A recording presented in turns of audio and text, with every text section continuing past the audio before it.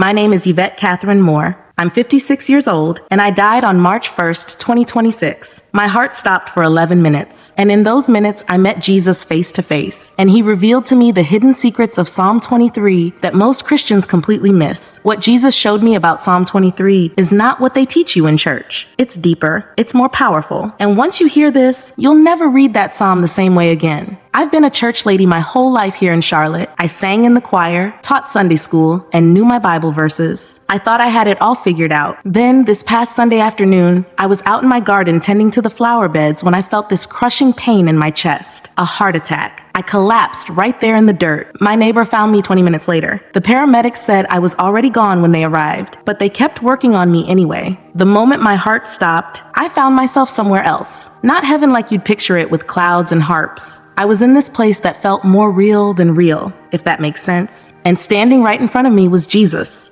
I know some of you are skeptical right now. Trust me, I would have been too before this happened, but I'm telling you what I experienced. Jesus was there, and the first thing he said to me was, "Yvette, I need to show you something that my people have forgotten." He took my hand, and the kitchen, the garden, and the pain all vanished. Suddenly, we were standing on a high ridge overlooking a vast rolling countryside. There were sheep everywhere, thousands of them, dotting the hills like little white clouds. Jesus looked at me and said, "You've read Psalm 23 1,000 times, Yvette, but you've never truly understood what David was trying to tell you. The religious leaders have taught you the surface, but I'm going to show you the depths." He pointed down toward a cluster of sheep near a steep ravine. When David wrote, "The Lord is my shepherd, I shall not want," he wasn't just being poetic. He was describing a total reality. Do you know what it means when you declare that I am your shepherd? I started to give the Sunday school answer, but the words caught in my throat. Standing next to him, I realized I didn't know anything at all. Jesus continued, "It means you are acknowledging your complete and total dependence. A sheep cannot survive without a shepherd. It has no natural armor, no sharp claws, and no sense of direction. Left alone, it will wander into a thicket and starve, or fall into a pit it cannot climb out of.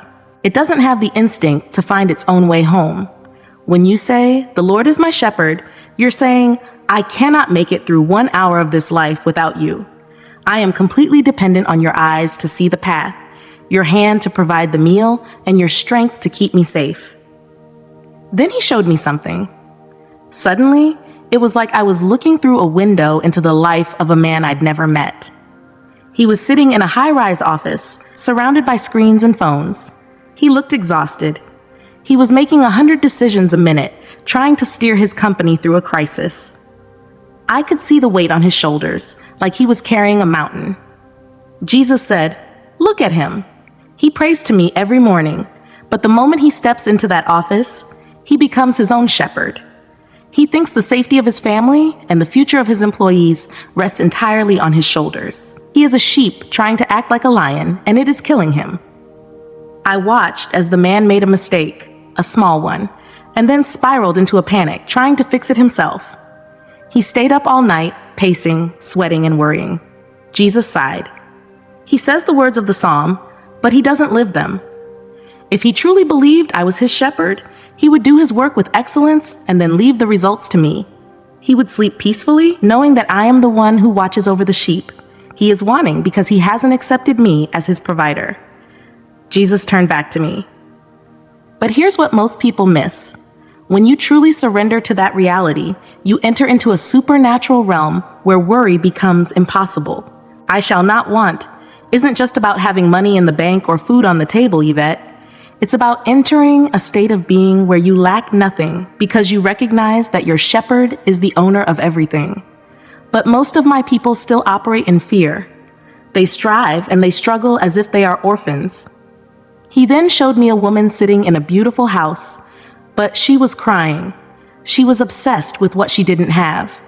A different career, a different relationship, a different life. She was surrounded by blessings, but she couldn't see them because she was so focused on wanting. Jesus said, "She is standing in a field of gold, but she's crying because she wants silver." She doesn't understand that her shepherd has already placed her exactly where she needs to be. "I shall not want" is a declaration of satisfaction in me. Then the scene changed. We were standing in a meadow so green it looked like it was glowing from the inside out. The grass was lush and soft. Jesus said, "Meredith, when David wrote, 'He makes me lie down in green pastures,' do you know why a shepherd has to make the sheep lie down?" I shook my head. Because sheep are foolish. They will graze and graze until they're exhausted. They will wander and search for the next patch of grass, even when they're standing in abundance. They are so afraid they might miss something better that they won't stop to enjoy what they have. He showed me another vision. I saw a young mother. She was a Christian, a good person, but she was running herself ragged. She was involved in every committee, every school event, and every church function. She was constantly checking her phone, constantly comparing herself to others. She was standing in the green pasture of her beautiful children and a loving home, but she was so busy striving to be perfect that she never actually enjoyed any of it. She was vibrating with stress. Jesus said, "I am trying to make her lie down. I am sending her signals to rest, but she thinks resting is a sin. She thinks if she stops for 1 second, everything will fall apart. She thinks her value is found in her doing, not in her being my sheep." This is what I've been trying to teach my people for 2,000 years. I've placed you in green pastures. I've given you abundance, but you're so busy looking for the next thing that you never receive what I've already provided. You think rest is for the lazy. You think stopping means you're not faithful. But I'm telling you that rest is a commandment. When I make you lie down, it's because I know you need to stop trying to provide for yourself and let me be your provider. I felt a wave of conviction hit me. I thought about all those years I spent in Charlotte, running from one meeting to the next, thinking I was being such a good Christian because I was always busy. I realized I was just an exhausted sheep who refused to sit down in the grass. Then Jesus walked me over to a pond. The water was like a mirror, perfectly still. You couldn't even see a ripple. He said, "He leads me beside still waters." Yvette, why still waters and not rushing rivers? I thought about it. Maybe because rushing water is loud? Jesus smiled gently. Sheep are afraid of the sound of rushing water. Their wool is heavy, and they know instinctively that if they fall into a fast current, they will drown. They will stand next to a raging river, dying of thirst, but they will never drink from it because they are too afraid to approach it. But still waters, calm, quiet waters, these are safe. When I lead you beside still waters, I'm bringing you to a place of peace where you can receive what you need without fear. The provision is always in the stillness, in the quiet, and in the peace. He showed me a vision of a man in the middle of a terrible storm. His life was falling apart. He had lost his job and his health was failing. Everything around him was a rushing river of chaos. But in the middle of it, I saw him go into a small room, close the door, and sit in silence with his Bible. As he sat there, the rushing water in his mind began to settle. He wasn't looking for a big sign or a loud voice. He was just being still. Jesus said, "Do you see? The world told him to scream, to fight, to run." But I led him to the stillness. And in that stillness, I gave him the strength he needed to face the next day. Most of my people are chasing after the rushing rivers. They want the dramatic, the spectacular, the big emotional high. They run right past the still waters because they look too simple. They don't understand that my deepest provision, the water that truly quenches the thirst of the soul, comes in the quiet. I watched as the man in the vision walked out of that room. His circumstances hadn't changed yet, but his face was different. He had drunk from the still waters and the fear was gone. Jesus then turned to me and said, "Now, let's talk about the soul." He put his hand over my heart, and I felt a warmth spread through my entire being. He restores my soul. Yvette, do you know what the Hebrew word for restore really means? I shook my head again, feeling like a child in a great university. It means to turn back, to return, to bring back to the original state. When David said I restore his soul, he was saying that I bring you back to who you were always meant to be before the world damaged you, before sin fractured you, and before pain broke you. Restoration isn't just about feeling a little bit better after a bad day. It's about being remade into your original design. He showed me a vision of a woman who had been through a terrible divorce years ago. She was bitter, guarded, and cold. She had built a wall around her heart to keep people out. She thought that was healing, but it was just protection. Then I saw her start to pray, really pray. I saw her hand her broken pieces over to Jesus. Slowly, I watched the walls crumble. I watched her eyes soften. I watched her laugh like a little girl again. Jesus said, I didn't just patch her up.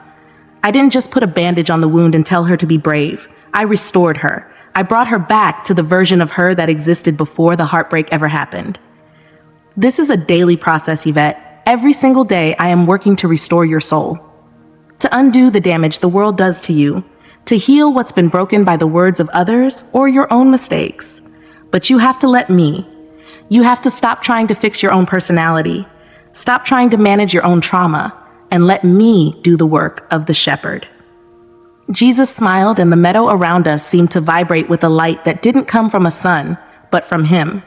He pointed toward a narrow, winding trail that led away from the green grass and up toward the rocky heights. He leads me in the paths of righteousness for his name's sake. Yvette, do you know how many of my children are exhausted because they are trying to find the path themselves? I thought about all the times I had prayed, Lord, show me the way, while I was already halfway down a road I'd picked out for myself. Jesus said, a sheep doesn't find the path. The shepherd knows the trails. He knows which ones lead to the high summer pastures and which ones lead to a dead end. When David says, I lead him in paths of righteousness, he is saying that the rightness of the path doesn't depend on the sheep's ability to navigate. It depends on the shepherd's character. It is for his name's sake. My reputation is on the line when I lead you. If I lead you into a pit and leave you there, it reflects on me, not you. He showed me a vision of a young man who had just graduated college. He was sitting in his car, crying, because he had 2 different job offers, and he was terrified of picking the wrong one. He thought if he made a mistake, his whole life would be ruined, and God would be disappointed in him.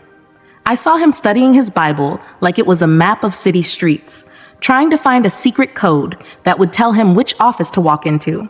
Jesus shook his head. He thinks the path of righteousness is a hidden maze he has to solve. He doesn't realize that if he is my sheep, I am already leading him. Even if he takes the job on the left, I am there. If he takes the job on the right, I am there. The path is righteous because I am on it with him. It's not about his perfect decision. It's about my perfect leading. He is putting all the pressure on himself, but the shepherd carries the map. Then he showed me another vision. This one was harder to watch. It was an older woman who had made a lot of mistakes in her past. She felt like she had wandered so far off the path that she could never get back. She felt like she was a second-class Christian because of her history. Jesus looked at her with such tenderness. She thinks she has to find her way back to the path before I will lead her again. She doesn't understand that the moment she turns her eyes to me, she is back on the path. I don't lead you based on your past performance. I lead you for my name's sake. I love to take the broken, wandering sheep and lead them into something beautiful, just to show the world how good of a shepherd I am. The air suddenly grew colder. The bright meadow started to fade, and the terrain became rugged and steep. We were entering a deep canyon. The walls were so high they blocked out the light, leaving only a gray, heavy twilight. Jesus said, now we come to the part that everyone knows, but nobody really understands. Yea, though I walk through the valley of the shadow of death, I will fear no evil, for you are with me. He stopped and turned to face me. Yvette, notice what David didn't say. He didn't say, if I walk through the valley. He said, though I walk. Do you understand the difference? I nodded slowly, feeling a chill that had nothing to do with the temperature. It means the valley is guaranteed. It's not a maybe. Exactly, Jesus said. Everyone who follows me will walk through valleys. Not might walk, will walk. The valley is part of the journey from the lowlands to the high country. You cannot get to the best grazing land without going through the deep places. But here's the secret that changes everything. David called it the valley of the shadow of death. Not the valley of death. Do you know what a shadow is? I thought about it. It's just an image. It has no substance. That's right, he said. A shadow cannot hurt you. If the shadow of a giant dog passes over you, does it bite you? No. If the shadow of a sword passes over your neck, does it cut you? No. A shadow may look scary and it may feel overwhelming, but it has no power to destroy. I conquered death on the cross. I took the sting out of it. So now for my sheep, death is nothing more than a shadow you walk through to get to the other side. It looks dark, but it is empty. He showed me a vision of a woman lying in a hospital bed. She was surrounded by machines and weeping family members. The shadow of death was draped over that room like a thick, black veil. I could feel the fear in the room. It was heavy. But then I looked at the woman in the bed. Her eyes were closed, but she had a tiny smile on her lips. Jesus said, "Look closer." I looked and I saw that standing right next to her bed, even more real than the doctors, was the light of Jesus. The shadow was there, yes, but it was only there because his light was shining so brightly behind it. A shadow can only exist if there is a light nearby. "She isn't afraid," Jesus whispered. "She sees the shadow, but she knows it's just a doorway. Her family is terrified because they only see the darkness, but she is looking at the shepherd. She knows that the valley isn't a destination, it's a passage. You don't stay in the valley, you walk through it. Most of my people, when they hit a hard time, they want to set up camp in the valley. They start identifying with their pain. They say, 'I am a sick person,' or 'I am a bankrupt person.' They stop walking. But I am calling them to keep moving, because the high country is just on the other side." We continued walking through the dark canyon. I noticed that Jesus didn't make the walls move or the darkness disappear. He just stayed right next to me. "Notice something else, Yvette," he said. "In the beginning of the psalm, David talks about me. He says, 'He makes me lie down,' and he leads me. But when he gets into the valley, the language changes. He starts talking to me. He says, 'For you are with me.' The valley is where the relationship becomes intimate. It's where the he becomes you. Most people try to get out of the valley as fast as possible. They panic. They run. They do everything they can to escape. But I'm trying to teach them to walk through it with me, because it's in the dark that you learn to hear my heartbeat in a way you never could in the bright sunshine." He showed me a vision of a man who had lost everything in a house fire. He was standing on the sidewalk, watching the smoke rise. He was in a deep valley.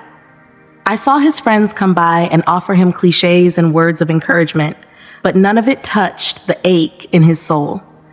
Then I saw him sit down on the curb and just weep. And in that moment, I saw the spiritual reality.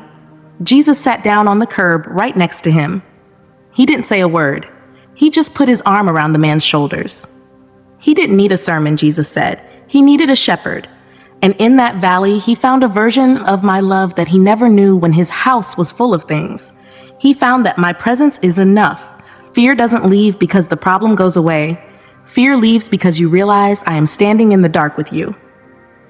As we walked, I saw Jesus carrying a long wooden staff with a crook at the end and a shorter, heavier rod at his belt.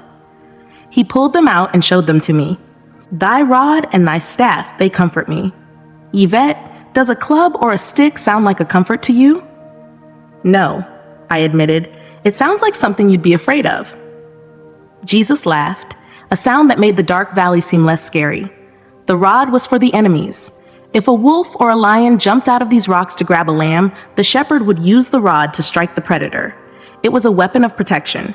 When you know I have a rod, you can rest because you know I am not a passive observer of your life. I am a fierce protector. I will strike the things that try to destroy your soul. He showed me a vision of a young woman being bullied and pressured at her school. She felt small and helpless. But I saw that every time a certain group of people tried to lead her into something that would ruin her life, circumstances would randomly get in the way. A teacher would walk in, or a phone would ring, or a door would lock. "That is my rod," Jesus said. "I am striking the enemy's plans before they can reach her. She doesn't even know I'm doing it half the time. She just thinks she's lucky. But it is the shepherd's rod, keeping the wolves at bay." Then he held up the staff with the curved hook. The staff is for the sheep. It's for guidance, but it's also for rescue. Sometimes a sheep gets its head stuck in a thorn bush, or it starts to wander too close to a ledge. The shepherd takes the hook, puts it around the sheep's neck, and pulls it back. It's not always gentle. Sometimes it's a sharp tug. It might even hurt for a second. He showed me a vision of a man who was about to make a very bad business deal. He was being greedy, and he was about to sign a contract that would have led to his total ruin. Suddenly, his car broke down. Then he got a stomach flu. He missed the meeting, and the deal fell through. He was furious. He was shaking his fist at the sky, complaining about his bad luck. Jesus smiled. That was my staff. I hooked him by the neck and pulled him back from the cliff. He's angry because he wanted the grass he saw on the other side, but he didn't see the drop-off. My correction is a comfort, Yvette, because it means I care enough to stop you from destroying yourself. Most people only want my protection. They want me to hit the wolves. But they don't want my correction. They don't want me to pull them back when they are being foolish. But true security is knowing that I love you enough to say no. I thought about all the unanswered prayers I'd complained about over the years. I realized now they weren't ignored. They were the staff of the shepherd pulling me away from things I wasn't ready for or things that would have bitten me. Suddenly, the valley opened up into a wide, beautiful plateau. In the center of this plateau was a long table covered in a white cloth, set with the finest china and overflowing with the most incredible food I have ever seen. But surrounding the plateau, just at the edge of the light, were shadows, thousands of them. I could hear growling and the sound of teeth gnashing. It was a circle of enemies, wolves and monsters, all watching the table. Jesus led me to a seat. You prepare a table before me in the presence of my enemies. Yvette, this is where my people get so confused. They think I wait until the war is over to give them a feast. They think they have to defeat every demon and solve every problem before they can have peace. He sat down across from me. But look at the table. It is set right in the middle of the battlefield. The enemies are still there. They are still growling. They are still threatening. But they cannot touch the table. My blessing isn't dependent on your life being peaceful. My favor doesn't wait for your enemies to apologize or for your debts to be paid. I provide for you right in the middle of the mess. He showed me a vision of a man sitting at his kitchen table. He was going through a messy lawsuit. People were saying terrible things about him in the news. His enemies were everywhere. I could see the spiritual pressure pressing in on him from all sides. But the man took a deep breath, picked up his fork, and began to eat dinner with his kids. He was laughing. He was present. He was enjoying the meal. He has learned the secret, Jesus said. The enemies are shouting, but he is feasting. He isn't waiting for the court case to end to be happy. He is enjoying the table I prepared for him today. Most Christians spend their whole lives trying to make the enemies go away so they can finally sit down and enjoy God. But I am telling you, sit down now. The table is ready. The bread is warm. Let the enemies watch you be blessed. It drives them crazy when they see my children feasting while the world is screaming. Jesus then reached for a small, ornate horn hanging from his side. It was filled with a thick golden oil that smelled like honey and ancient woods. He looked at me and whispered, "You anoint my head with oil. Yvette, do you know why a shepherd anoints a sheep?" I thought about the Sunday school pictures of kings being crowned. To show they are special? To make them kings? In a way, yes, Jesus said, but for a sheep, it is much more practical. In the summer, the flies and the gnats are relentless. They buzz around the sheep's head, trying to get into their ears and eyes. It drives the sheep crazy. They will bang their heads against rocks just to make the stinging stop. They can't eat, they can't sleep, and they can't rest because of the constant buzzing of the world. But when the shepherd rubs the oil over their heads, the flies can't land. The oil is a barrier. It brings instant peace. He showed me a vision of a man working in a high-pressure environment. He was surrounded by people who were constantly criticizing him, whispering behind his back and questioning his every move. I could see these words like tiny, dark insects swarming around his head. He looked like he was about to snap. He was banging his head against the rocks of his own anxiety, trying to make the noise stop. Then I saw him pause. He closed his eyes and whispered, "Lord, you are my shepherd." I saw a golden light like oil pour over his mind. The flies, the insults, the worries, the whispers tried to land, but they just slid off. They couldn't get in. He took a deep breath, and a look of total calm settled over him. That is the anointing, Jesus said. It is the protection of your mind. Most of my people are living in a state of mental exhaustion because they haven't let me anoint their heads. They are letting every buzzing thought and every stinging word get inside. But when I anoint you, I am setting you apart. I am saying, this mind belongs to me, this peace is protected. The anointing doesn't just make you a king or a queen in my kingdom. It makes you a sheep that can finally think clearly because the irritations of the world can no longer reach you. He showed me another vision of an elderly woman who had been forgotten by her family in a nursing home.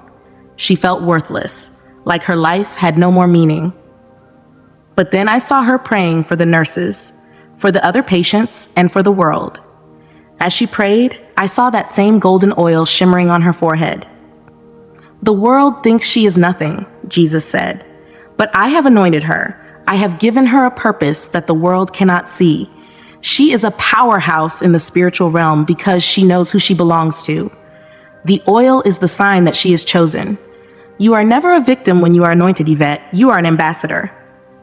Then he pointed to the cup sitting on the table we had just left. The cup wasn't just full. The water was literally pouring over the sides, running down the stem and soaking into the wood of the table. My cup overflows. Yvette, why would a shepherd let the cup overflow? Isn't that a waste? It seems like it would be, I said. Jesus smiled. It's about abundance. It's about the fact that I don't just give you enough to survive. I give you enough to change the world around you. Most of my people are praying for just a sip, just enough to get through the day, just enough to pay the bills. But I am an overflowing God. The overflow isn't actually for the cup. It's for everything the cup is sitting on. He showed me a vision of a woman at a grocery store. She didn't have much money herself, but her cup was overflowing with the joy of the Lord. She saw the cashier was having a terrible day. Her hands were shaking, and she looked like she wanted to cry. The woman didn't just pay for her groceries. She stopped, looked the cashier in the eye, and told her how much God loved her. She shared a word of encouragement that was so specific, it could only have come from me. I watched as the overflow from that woman soaked into the cashier's heart. The cashier's whole posture changed. The heaviness lifted. Do you see? Jesus asked. The woman had enough joy for herself, but she had so much more that it had to go somewhere. It spilled over onto a stranger. That is how my kingdom grows. I don't want you to have a full cup. I want you to have a messy cup. I want your life to be so full of my peace, my provision, and my love that people get wet just by standing near you. You don't have to strive to be a blessing. You just have to stay under the faucet of my grace until you can't hold it all anymore. Then the scene shifted. We were walking back toward the meadow, but I felt like someone was following us. I turned around and saw two radiant figures walking a few paces behind us. They didn't look like angels with wings. They looked like living, breathing personifications of light.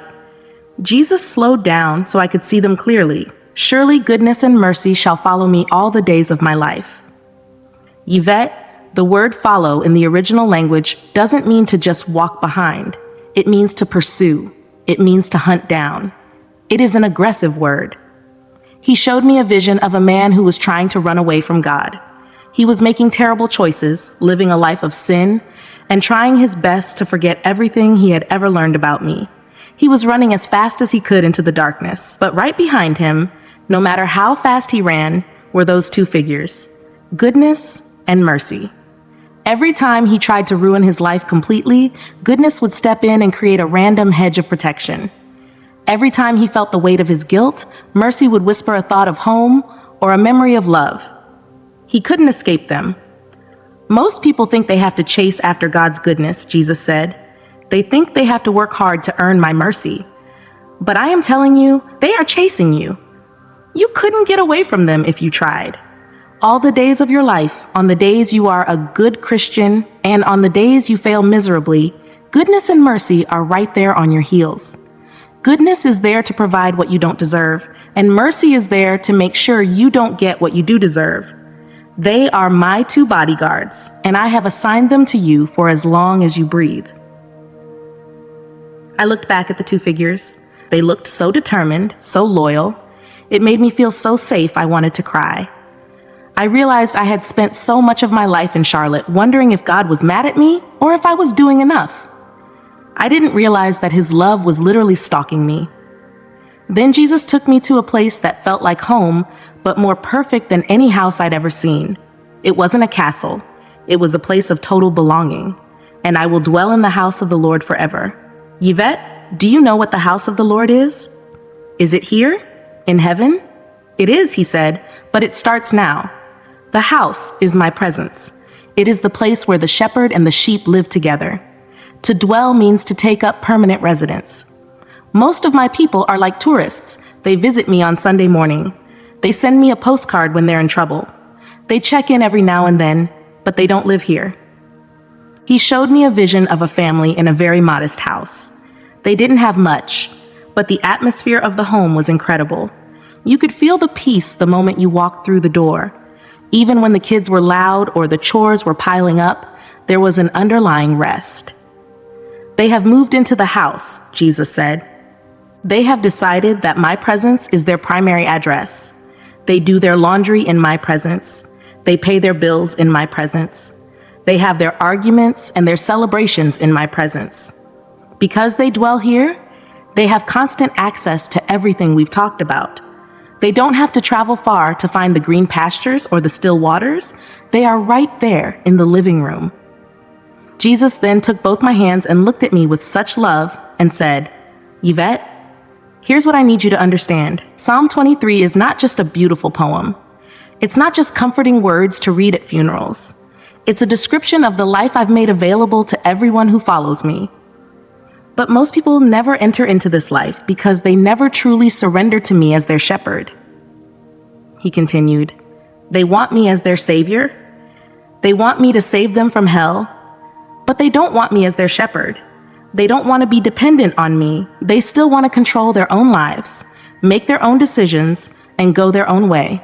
And because of that, they miss out on everything Psalm 23 describes. Jesus said, I'm sending you back, Yvette, and I'm sending you back with this message. Tell my people that Psalm 23 is not just a promise for eternity, it's a promise for right now. Tell them they can live in the reality of this psalm today, tomorrow, every day. But they have to truly surrender. They have to truly accept me as their shepherd, not just in words, but in reality. He looked at me seriously. Tell them the valley is coming. It's not a might, it's a will. But tell them they don't have to fear because I am with them. Tell them the enemies will rise up, but I will prepare a table of blessing anyway. Tell them they've been anointed and their cup will overflow. Tell them goodness and mercy are chasing them down every single day. And tell them to stop running from me and start dwelling with me. Then Jesus said, and tell them about the secret that ties it all together. The secret is this. Psalm 23 works when you truly believe that the Lord is your shepherd. Not just a shepherd, not just the world's shepherd, your shepherd. Personal, intimate, and committed to you specifically. When you grasp that level of personal care from Almighty God, everything changes. He quoted Philippians 4:19 to me. My God shall supply all your needs according to his riches and glory. Then he said, you see, my God, not just God, my God. That's the same revelation David had. The Lord is my shepherd. It's personal. Jesus continued teaching me, referencing other scriptures. He quoted John 10, where he said, I am the good shepherd you shepherd. The good shepherd lays down his life for the sheep. Then he looked at me and said, I didn't just lay down my life for humanity in general. I laid it down for you specifically. If you were the only person on earth, I still would have gone to the cross. That's how personal my love is. He showed me Romans 8:38-39 and said, nothing can separate you from my love. Not death, not life, not angels, not demons, not present, not future, not height, not depth, not anything in creation. That's the kind of shepherd I am. I will never leave you. I will never forsake you. You are mine and I am yours. Then Jesus said something that really struck me. He said, Yvette, the reason most Christians struggle is because they're trying to be their own shepherd. They pray to me. They worship me. They read about me. But when it comes to daily decisions, daily provision, and daily guidance, they're still trying to shepherd themselves. And humans make terrible shepherds for themselves. He smiled sadly. You wouldn't let a sheep lead itself, would you? Of course not. The sheep would die within days. But my people keep trying to shepherd themselves while asking me to bless their decisions. That's not how it works. When I'm truly your shepherd, I lead, you follow, I guide, you obey, I provide, you receive, I protect, you trust. Jesus then showed me one more thing. He said, when you go back, and you will go back, you need to understand that most people won't believe you. They'll think you had a hallucination or a dream. But that's okay. Just tell the truth of what you experienced. Tell them what I showed you about Psalm 23. Some will hear, some will understand, and some will enter into the reality I'm describing. And that's who I'm sending you back for. He continued, and remind them that Psalm 23 is a journey. David said, I walk through the valley. He didn't say, I stand still in the valley, or I set up camp in the valley. He walked through it. The valley is temporary. The blessing is eternal. The struggle is for a moment. My goodness and mercy follow you all the days of your life. Then Jesus said, now I'm going to send you back. Your work on earth isn't finished. But never forget what I've shown you here. Live Psalm 23. Don't just read it. Don't just recite it. Live it. Walk in it. Breathe it. Make it your reality, because it's not just a nice passage. It's the plan for life in my kingdom. And then suddenly I felt this pull, like I was being yanked backward. The last thing I heard Jesus say was, remember, Yvette, I am your shepherd and you shall not want. Next thing I knew, I was gasping for air in a hospital room with doctors and nurses around me. They told me I'd been dead for 11 minutes. They said it was a miracle. I came back with no brain damage, but I knew it wasn't a miracle in the way they meant. It was Jesus. He sent me back with a message. That was 3 days ago. And I'm telling you, my life has never been the same. Every time I read Psalm 23 now, I remember what Jesus showed me. I remember standing with him, hearing him explain each verse, and understanding the depths of what David was really saying. And I've learned to truly let him be my shepherd. I don't try to control everything anymore. I don't panic when the valley comes. I don't fear the enemies. I rest in the green pastures he provides. I drink from the still waters of his peace. I let him restore my soul daily. I receive his correction as comfort. I sit at the table he prepares even when enemies surround me. I walk in the anointing he's given me. I let my cup overflow onto others, and I trust that his goodness and mercy are following me every single day. This is what Jesus wanted me to tell you. Psalm 23 is real. It's not just poetry. It's a description of the life available to you right now if you'll truly surrender to Jesus as your shepherd. Stop trying to shepherd yourself. Stop trying to control everything. Stop panicking in the valleys. Just trust him. Follow him.